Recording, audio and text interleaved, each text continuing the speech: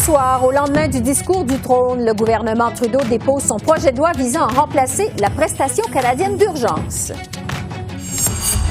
La deuxième session du 43e Parlement officiellement lancée. Que nous réserve l'automne? L'analyse de notre panel de journalistes. Et le nouveau lieutenant québécois des conservateurs, Richard Martel, nous parle des visées d'Erin O'Toole au Québec. Bonsoir, Mesdames, Messieurs. Au lendemain de la présentation du discours du trône, le gouvernement Trudeau n'a pas perdu de temps à se mettre au travail. Il a déposé le projet de loi C2 qui assurera de l'aide financière aux Canadiens touchés par la pandémie, alors que la prestation canadienne d'urgence vient à échéance dans quelques jours. Le gouvernement a cependant bonifié son aide pour obtenir l'appui potentiel du NPD lorsque viendra le temps de voter sur ce discours. D'abord, les précisions de la ministre Carla Qualtrough.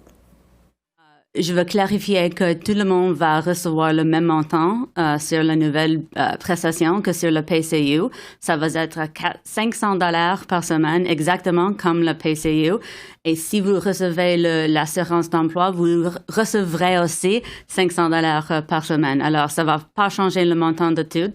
La nouvelle loi dit spécifiquement que c'est $500 par semaine pour toutes les prestations. Hier, on a dit que c'est tellement important pour nous de arrêter le gouvernement libéral, de couper l'appui aux gens.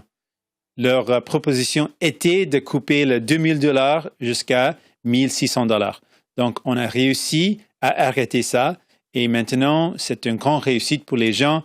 Dans le projet de loi, c'est clair que le gouvernement va continuer, à cause de nous, de maintenir le niveau de $2,000.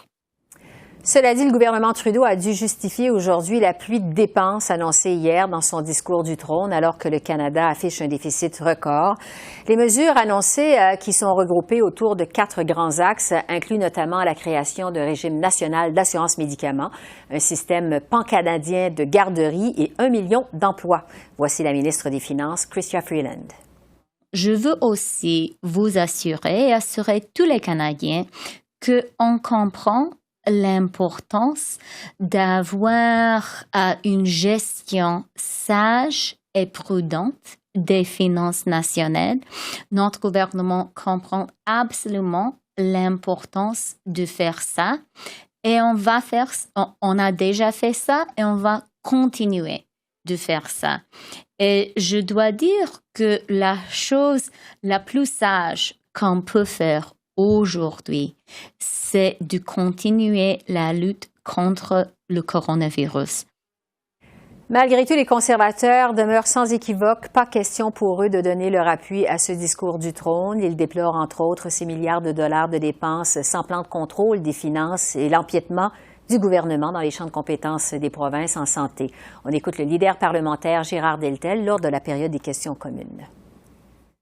Monsieur le Président, un discours du trône est une occasion unique, exceptionnelle, pour rassembler les Canadiens, pour parler de l'unité du pays, pour parler du fait que nous devons tous, les provinces et le fédéral, travailler ensemble, chacun dans nos respects, et avoir un plan précis où on s'en va et avec un contrôle sérieux des dépenses publiques.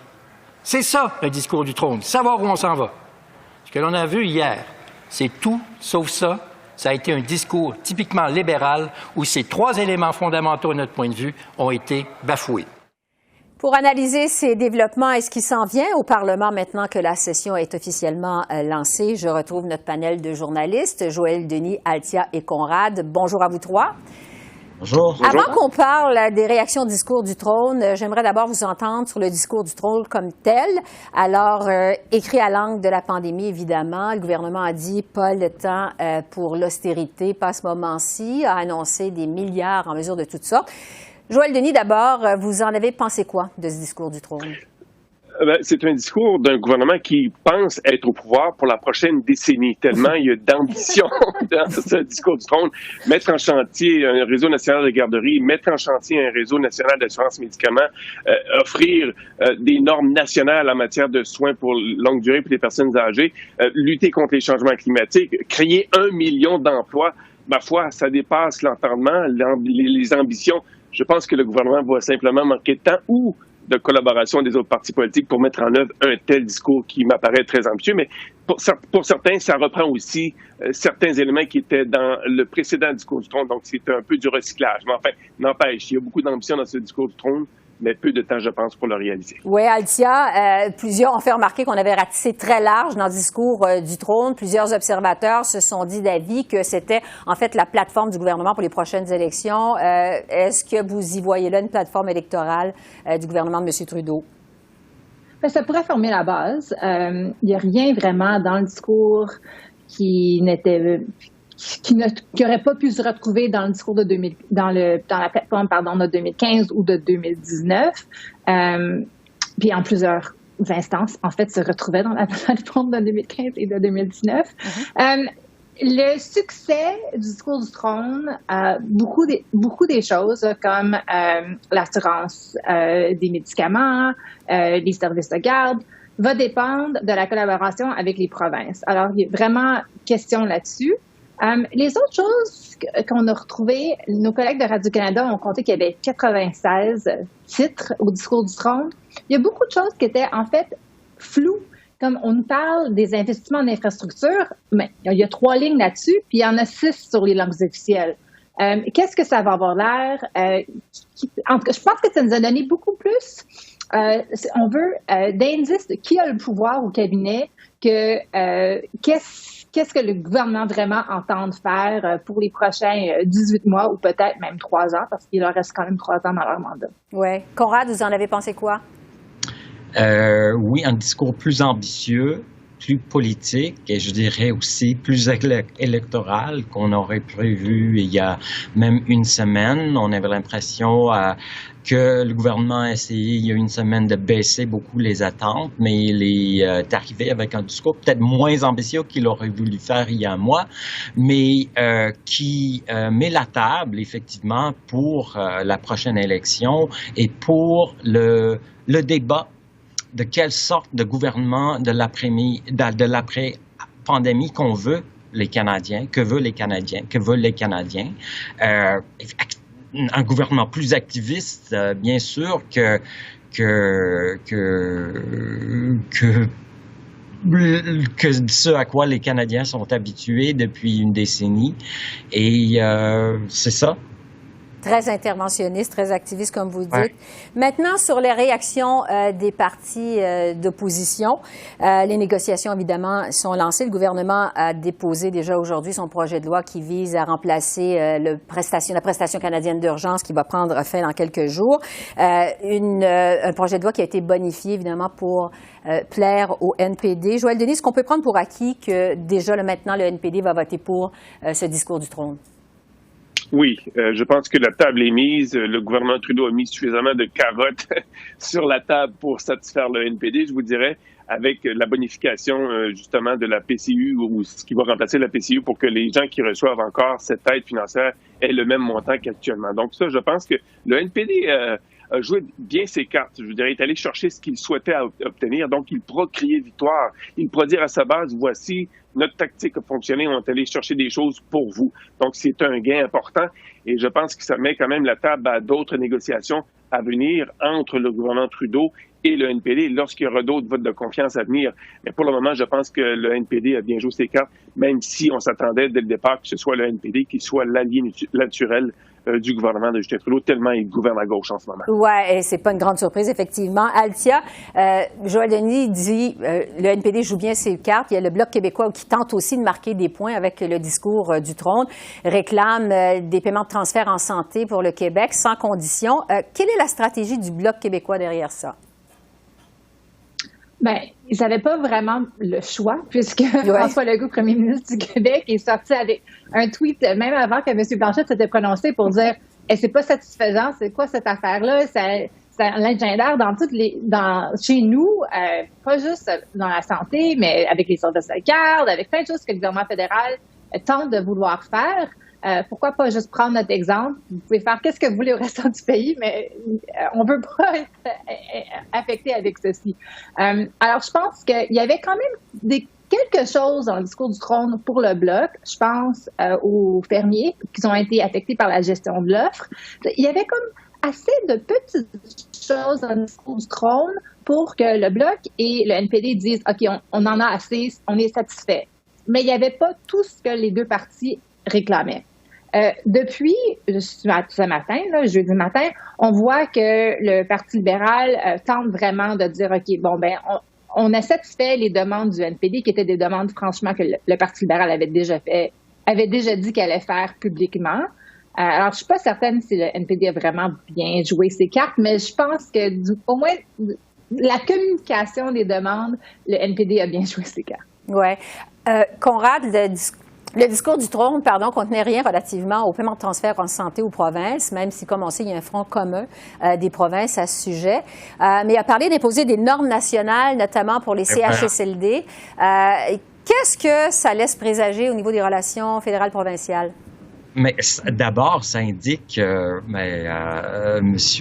Trudeau est beaucoup comme son père, qui, même s'il essaie d'être respectueux envers les juridictions des provinces, il ne se prive pas du pouvoir fédéral de dépenser et même de dicter des normes. Et donc, dans ce sens, c'est une provocation envers les provinces parce qu'il croit sincèrement que les électeurs qui vont voter pour lui sont en faveur de ça. Et vous savez que dans les banlieues de Toronto et Vancouver, on s'occupe pas beaucoup des revendications québécoises à ce que le gouvernement fédéral se mêle de ses affaires. Ils veulent un gouvernement fédéral qui dicte des normes en matière de santé. S'il y a un enjeu qui est super important dans l'après-pandémie, c'est de faire en sorte que nos centres d'aînés soient à la hauteur de la prochaine pandémie. Oui, avec la tragédie qui s'est vécue pendant la première phase de la... Il n'y avait rien dans le discours sur même un accusé de réception de la part du gouvernement fédéral de la demande des provinces pour plus d'argent. Sur les 28 milliards, effectivement. Oui, c'est un peu afin de non-recevoir. Maintenant, les négociations vont être corsées. Oui. Maintenant, sur le discours à la nation maintenant du premier ministre Trudeau qui a suivi hier en début de soirée, le premier ministre a dit l'heure est grave concernant évidemment la pandémie, alors que les cas continuent d'augmenter. M. Trudeau a dit le Canada en est à un carrefour. Il est trop tard pour l'Action de grâce, mais peut-être pas pour la fête de Noël. Joël Denis, qu'est-ce que vous avez pensé de cet exercice? Plusieurs l'ont critiqué. Ils voyaient là un exercice d'abord et avant tout politique, électoraliste. M. Trudeau voulait peut-être avoir son visage accolé aux grandes déclarations qui étaient contenues dans son discours du trône, sauf que j'ai quand même trouvé l'exercice utile. C'est un rappel à l'ordre important. Je pense qu'il devait venir du premier ministre lui-même, que les gens allaient porter davantage attention parce qu'on a mis tellement les projecteurs sur lui durant ce discours à la nation. Donc, l'appel à la vigilance, l'heure est grave, oui, il l'a souligné, que la crise ou la seconde vague auquel on assiste risque d'être plus forte que la première qu'on a vécue au printemps. Je pense que c'est un rappel à l'ordre qui était de mise et qui s'imposait de la part du premier ministre. Certains, comme je disais tout à l'heure, ont trouvé ce discours à la nation inutile. Je ne suis pas de cet avis. Je pense que ça s'imposait de la part du premier ministre. Oui, parce que plusieurs ont dit que le premier ministre avait surtout répété les grands pans du discours du trône. Althia, est-ce que vous avez trouvé l'exercice, vous, utile, comme Joël Denis? J'ai trouvé que c'était important, le message, surtout en Ontario, au Québec, en Colombie-Britannique, puis un petit peu en Alberta, où les cas de COVID-19 montent beaucoup, puis que ça l'inquiète vraiment le bureau du premier ministre, de dire aux gens, on est arrivé dans la deuxième vague, vous devez rester chez vous, vous devez vous laver les mains, vous devez garder vos distances. Mais il aurait pu faire ce message-là en matin, à 11h, à midi, comme il avait fait au printemps. Il n'y a rien dans le message de mercredi, dans le discours à la nation, qui n'aurait pas pu être communiqué dans une adresse qui n'était pas à 6 heures, où on n'avait vraiment pas besoin de demander aux télédiffuseurs de nous donner du temps. Conrad, qu'est-ce qu'on retient le plus, le discours du trône ou le discours à la nation? les médias vont parler du discours du trône, mais le commun des mortels va parler du discours à la nation, évidemment, parce que c'est là s'ils ont regardé quelque chose, c'est plutôt ça. Mais moi, je trouvais que c'est un discours, l'adresse à la nation, pas mal politique, et que ceux qui aiment Justin Trudeau vont beaucoup aimer son discours, et ceux qui l'aiment pas vont trouver que c'était un abus de sa position. Mais il y avait des phrases là-dedans qui étaient carrément politiques que le gouvernement va emprunter pour que vous n'ayez pas besoin. Donc, c'était pas un appel à l'unité. Oui. Le temps file, il nous reste à peine 2 minutes. J'ai encore une question pour chacun. Sur la suite des choses maintenant, la session est officiellement lancée donc aux communes. C'est un contexte de pandémie. Le Parlement siège de façon virtuelle. Il n'y a rien qui est pareil finalement au Parlement. Joël Denis, vous vous attendez à quoi pour l'automne? D'abord et avant tout, ce que je vais surveiller, moi, c'est la mise à jour économique qui est prévue par la nouvelle ministre des Finances, Chrystia Freeland. Je pense que c'est le prochain grand rendez-vous, hormis le vote de confiance sur le discours du trône, mais c'est probablement acquis que ça va passer la semaine prochaine quand le vote aura lieu. Donc, ce que je vais surveiller, c'est surtout cette mise à jour parce que ce sera un exercice délicat pour le gouvernement Trudeau, alors que de plus en plus de voix s'élèvent pour critiquer sa gestion des finances publiques en temps de pandémie. Sur l'avenir de Justin Trudeau maintenant, Althia, il y a beaucoup de spéculations actuellement. Certains croient, et c'était le cas de Don Martin de CTV la semaine dernière, que M. Trudeau est en train de préparer son départ, qu'il est en train de préparer la transition du pouvoir vers Chrystia Freeland. Qu'est-ce que vous en pensez? Est-ce que M. Trudeau songe à partir? Non, pas pour l'instant. Je crois que c'est vrai, et surtout les députés libéraux croient que M. Trudeau a donné a désigné Mme Freeland comme son successeur, mais M. Trudeau n'est pas à veille de partir. S'il y avait des élections d'ici les prochaines 18 mois, je pense qu'il serait encore le premier ministre qui essaierait de retrouver un autre mandat. Il a toujours dit qu'il voulait 3 mandats. Alors, on verra s'il va changer d'idée. Mais c'est surtout les partis d'opposition qui veulent Mme Freeland. Et puis, je suis pas certain que vis-à-vis M. Trudeau, Mme Freeland serait si populaire que ça. C'est quand même pas quelqu'un que les gens connaissent comme tel. Mais dans sa nouvelle position, ils vont apprendre à la connaître peut-être plus. Conrad, qu'est-ce que vous en pensez de votre côté? Je suis plutôt d'accord avec Althia, quoique on sait après les élections de 2019, M.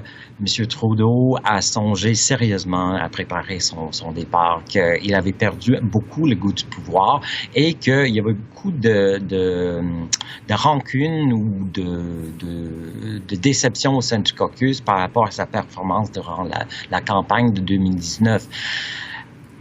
La pandémie a changé la donne. Et il semble avoir repris le plaisir, même s'il y a beaucoup de défis, le plaisir de gouverner et de se battre pour faire la preuve que c'est un compétiteur, c'est quelqu'un qui est un compétiteur, ça est certain.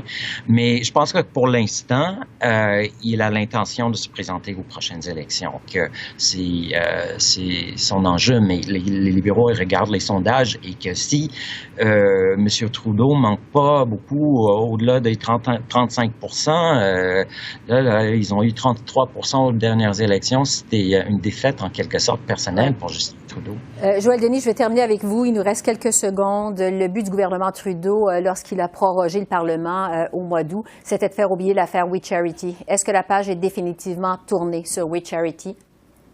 Non, absolument pas. Les partis de l'opposition sentent qu'ils ont un os avec l'affaire We Charity. Ils vont continuer de gruger sur cet os jusqu'à ce que le commissaire à l'éthique dépose son rapport en janvier. Donc, attendez-vous à ce que ça reprenne de plus belle au cours des prochaines semaines, dès que les comités parlementaires qui se penchent sur l'affaire We Charity seront reconstitués comme le veulent les règles de la Chambre des communes, une fois que la prorogation a été faite. Puisqu'il reste encore un petit peu de temps, Althia et Conrad, vous êtes d'accord avec ça aussi? Absolument, oui. Conrad, c'est l'affaire We Charity va revenir dans l'actualité? Évidemment, l'opposition va essayer que ça revienne on sait que le rapport du commissaire à l'éthique est prévu et il ne serait pas gentil. Ça va être à suivre. Conrad Yakabouski. Oui, Althia? Non, je dis, on le sait pas, mais on s'attend peut-être. À ce que ce soit pas gentil, donc, envers le gouvernement. Alors, ça va être à suivre. Conrad Yakabouski, Altiara, Joël Denis Bellavance, merci beaucoup. Merci de votre analyse. On se retrouve la semaine prochaine. Merci Esther. Bonne Bye semaine. bye. Le nouveau chef du Parti conservateur, Erin O'Toole, a de grandes ambitions au Québec au lendemain de son élection à la tête des troupes conservatrices au mois d'août. M. O'Toole a présenté sa propre plateforme pour le Québec. Il s'engage, entre autres, à ne pas contester la loi 21 sur la laïcité devant les tribunaux. Il s'engage aussi à ne pas s'immiscer dans les affaires internes du Québec. Lors d'une rencontre avec le premier ministre Legault également, à la mi-septembre, il a même affirmé que les conservateurs espèrent tripler leur nombre de députés au Québec à la prochaine élection.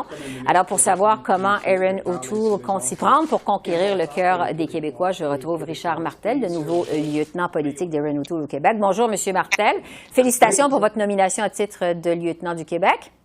Merci. Un mot d'abord sur l'état de santé de M. O'Toole qui, comme on le sait, a contracté la COVID-19. On l'a vu hier quand même lors de sa réplique au discours du trône, au discours de la nation plutôt.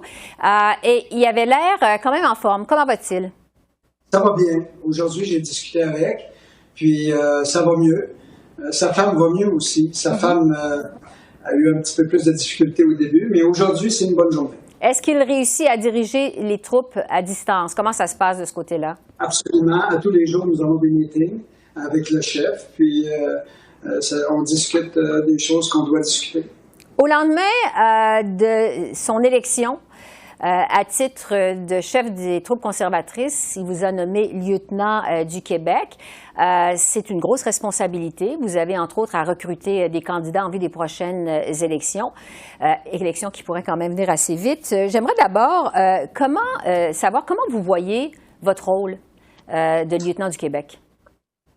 Bien, en partant, lors de la course à la chefferie, on a une bonne relation, moi et Erin. Alors, en plus, qui s'est entouré de gens du Québec pour justement sa campagne au Québec. Alors, ça a porté fruit. Et il m'a donné le mandat de bâtir la meilleure équipe possible au Québec, d'avoir plus de députés qu'on avait auparavant. Puis ça va se faire avec l'équipe du Caucus Québec, où on a un très bon esprit d'équipe, puis on a discuté ensemble, puis tout le monde travaille dans le même sens. Monsieur O'Toole dit qu'il veut tripler le nombre de députés conservateurs au Québec à la prochaine élection. Ça veut dire passer de 10 à une trentaine. Comment vous comptez vous y prendre? C'est certain que les circonscriptions où on a déjà eu des conservateurs, on va s'organiser pour faire élire des conservateurs à ces endroits-là. Puis ensuite, ça va aller avec notre stratégie. Mais qu'est-ce qui est important de savoir, c'est que cette fois-ci, à la prochaine élection, nous aurons une équipe Québec. Ça veut dire qu'on a un directeur de campagne du Québec qui vient du Québec. C'est lui qui va tout gérer ça. On a placé notre monde autour de nous qui vient du Québec. Le narratif sera des gens du Québec. Alors, c'est sûr qu'on va travailler en étroite relation avec le national. Ça va être une première pour le parti. Puis je pense que ça va être extrêmement intéressant. Est-ce que vous avez commencé le recrutement de candidats en vue des prochaines élections? Parce qu'il va y en avoir plus tôt que tard. Est-ce que vous avez commencé le recrutement? Si oui, comment ça va? Tout de suite, quand j'ai été nommé, on s'est mis à appeler les anciens candidats. On a eu des réponses positives. Je peux vous dire que M. O'Toole motive beaucoup nos troupes. Puis les anciens candidats sont intéressés, il y en a plusieurs qui sont intéressés à revenir. Puis on a eu aussi des nouveaux candidats qui sont profilés, des candidats intéressants. Alors, bien sûr qu'on est sur le terrain, on rencontre des gens, on discute avec les organisateurs aussi. Alors, tout est en place, la stratégie est en place.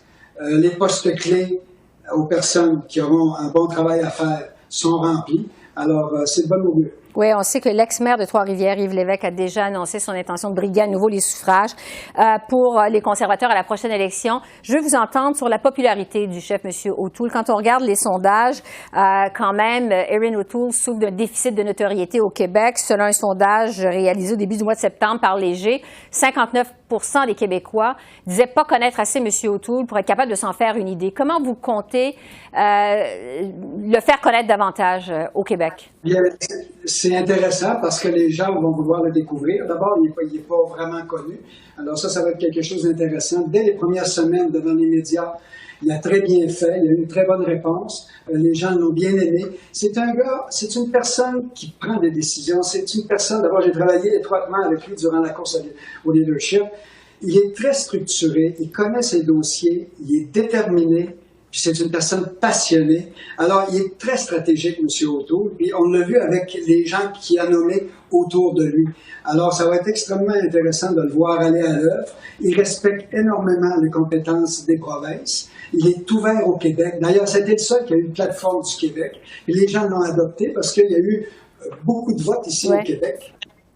Vous dites d'entrée de jeu quand même qu'effectivement, il n'est pas connu, pas tellement connu, donc ça va représenter quand même un défi pour vous de le faire davantage connaître des Québécois.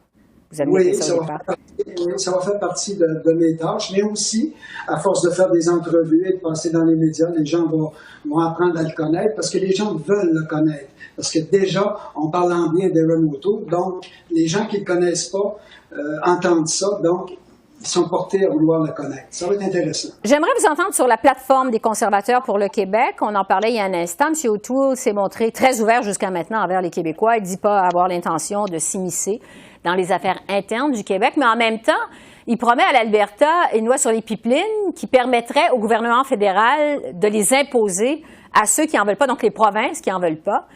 On sait que le Québec ne veut pas de pipeline. Comment les conservateurs vont concilier la volonté du Québec avec celle de l'Alberta, de l'Ouest canadien? Mais là, présentement, il n'y a pas de projet de pipeline au Québec. On a un projet de gaz naturel qui est GNL. Il est en cours. Maintenant, il est à l'audience du BAP.